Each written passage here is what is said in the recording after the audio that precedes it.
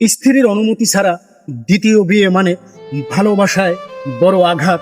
সুখের সংসারে নেমে আসে অন্ধকার রাত। স্বামী যদি গোপনে হাঁটে অন্য পথের গলি, স্ত্রীর হৃদয় ভাঙে তখন, নয়নে ঝরে অন্তরে নীরব জলধি। আজ যে ঘরে ছিল সুখের হাসি, কাল সে ঘরে নেমে আসে পরম অশান্তি। ঝগড়া বিপদ কান্নায় ভরে যায় প্রতিটি প্রান্তি।